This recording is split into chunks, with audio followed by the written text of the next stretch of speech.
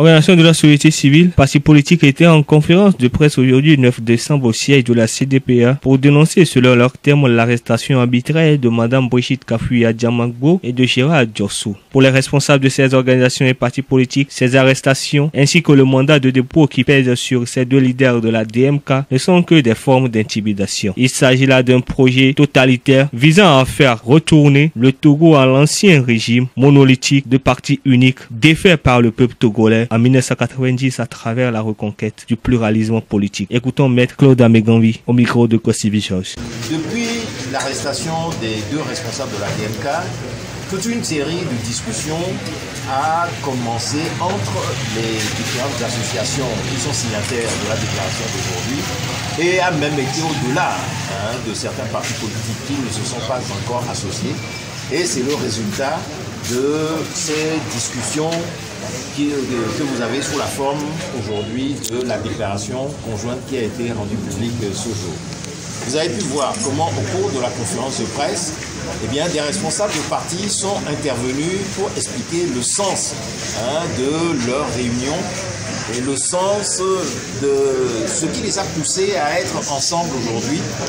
pour combattre ensemble, pour exiger la libération de nos deux camarades et au-delà de tous les prisonniers politiques. Comme vous le savez, ces derniers mois, ces dernières semaines, ces dernières années, différentes divergences n'ont pas manqué de s'exprimer entre les différents partis politiques, prenant un caractère aigu par moment. Cela, c'est de l'ordre de la vie politique, c'est chose tout à fait normale.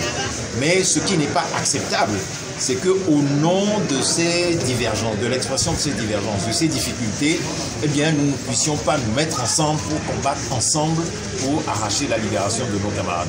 Et nous avons tenu à rappeler au cours de la conférence de presse ce qui a toujours été de tradition au Togo depuis le soulèvement populaire du 5 octobre 1990, à savoir que à chaque fois qu'on porte atteinte à la liberté d'un de nos camarades en l'arrêtant, ça a été le cas pour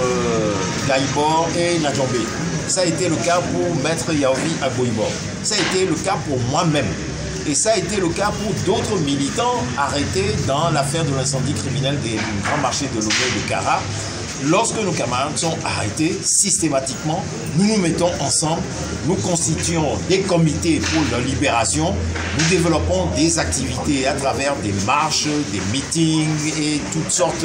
disons, tout un arsenal de moyens que la Constitution et la démocratie mettent à notre disposition. Et nous avons toujours fini par arracher leur libération. Et donc aujourd'hui, c'est à la même chose que nous appelons, et c'est ce message-là que nous avons voulu porter à l'opinion publique à travers vous, les journalistes, et nous vous appelons à annoncer à l'opinion publique que le peuple togolais se tienne prêt pour que dans les discussions que nous allons poursuivre entre nous et aussi en direction des partis qui ne sont et associations qui ne sont pas là aujourd'hui,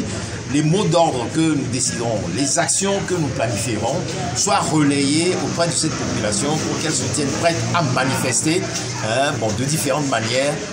pour arracher la libération. Des actions futures seront annoncées pour contraindre le gouvernement togolais à libérer tous les détenus politiques selon le même communiqué.